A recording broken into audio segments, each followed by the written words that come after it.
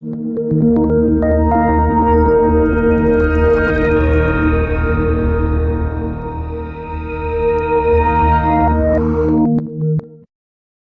ప్రార్థన చేద్దాం. తల వంచి కళ్ళు మూయండి. ఈరోజు నీవు నాకు అందించిన మాటలన్నిటి కొరకై కృతజ్ఞతా స్తోత్రాలు తండ్రి. నిజమే, నేను ఒప్పుకుంటున్నాను.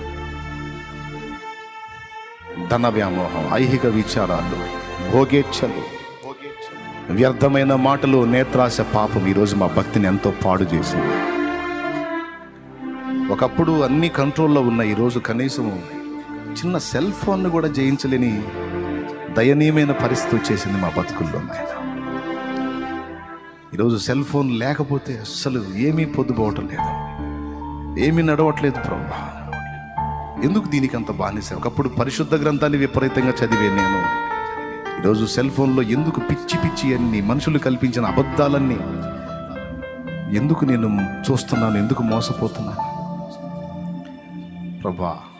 అక్కడి నుంచి మొదలు పెట్టుకొని తిండి విషయంలో కావచ్చు, భోగేచ్చల విషయంలో కావచ్చు, చాలా విషయాల్లో నేను బలహీనపడుతున్నాను. ఆత్మీయత కోల్పోయాను, దేహ సంబంధిగా మారుతున్నానని నాకు అర్థమవుతుంది. దయచేసి నన్ను క్షమించు, నన్ను క్షమించు. నన్ను నీ రక్తంతో మళ్ళీ ఒక్కసారి కడుగు ప్రభువా. ఉపవాస తీర్మానం, జాగారముతో నైట్ కనిపెట్టి ప్రార్థన చేయడం అనే తీర్మానం చేసుకున్నాను. నన్ను ప్రోత్సహించు తండ్రి. ఎక్కలేని ఎత్తైన కొండ ఎక్కించు నన్ను పరిశుద్ధ కొండ. దేవా కనికరించు. నేను ఎక్కాల్సిందే. పరిశుద్ధత కలుగుటయే మీకు ఫలమన్న ఆ ఫలం నేను ఫలించాల్సిందే. నేను పాపంతో రాజీ పడితే నువ్వు రాజీ పడవు నాతో. పాపాన్ని అసహించుకొని యుద్ధం ప్రకటించినప్పుడే రాజీ పడతావు నాతో. దేవా నన్ను బలపరచు, కృపతో జ్ఞాపకం చేసుకొని నన్ను నూతన పరచమని, క్రొత్త శక్తి దయచేయమని, నేను తీర్మానం చేస్తుండగా నన్ను బలపరచమని, నీ కొరకు పరిశుద్ధమైన ఫలము ఫలించడానికి నాకు శక్తిని మనసారా కోరుకుంటూ ఎదుర్కొంటున్న శారీరక మానసిక సమస్యలు, వేదనలు, దుఃఖం యావత్తు తొలగించి గొప్ప విడుదల ప్రసాదించు. ఆత్మీయ జీవితంలో బలాన్నిచ్చి, దైనందిన జీవితంలో అక్కర్లు కూడా తీర్చి, సమస్యలు పరిష్కరించి సహాయం వచ్చి యేసు నామములో వేడుచున్నాము తండ్రి, ఆమేన్.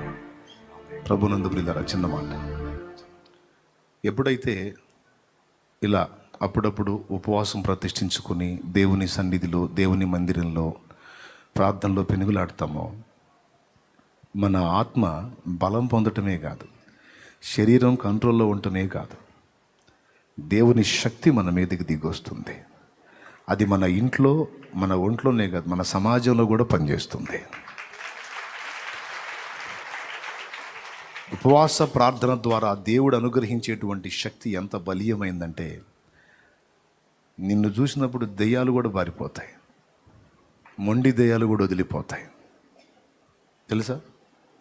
అంత పట్టుంది ఫాస్టింగ్లో. ఉపవాస ప్రార్థన అంత శక్తివంతమైంది.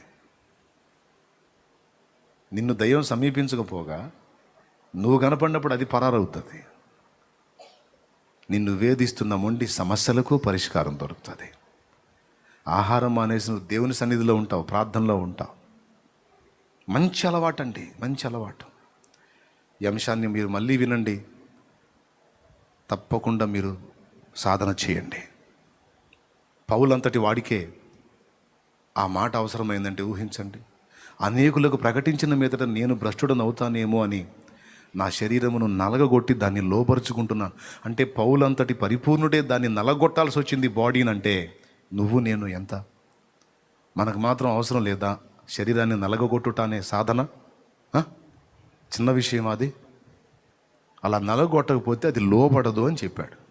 అది లోబడాలంటే తప్పదు, దాన్ని నలగొట్టాల్సిందే.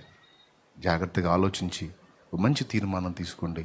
మీరు కాస్త స్పిరిచువల్గా సీనియర్స్గా ఉన్నారు కనుక మీకు ఈ విషయం అందించాను. కృప మనందరికీ తోడై ఉండునుగాక.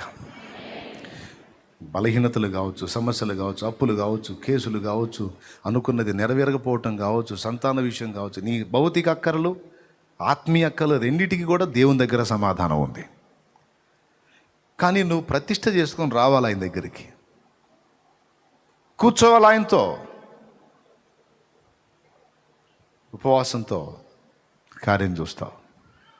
విడుదల చూస్తావు, గొప్ప విజయాన్ని చూస్తావు, తిరిగి పునరుద్ధరించబడతావు, నూతన పరచబడతావు, క్రొత్త శక్తితో నింపబడతావు. దేవుని సహాయం అలాగ మనకు లభించుగాక.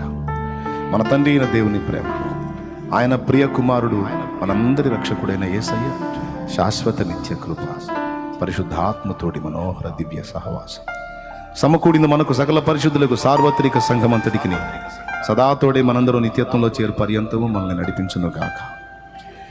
బానిసలుగా కాక ఏలికలుగా దేవుడు మనల్ని చేయును గాక.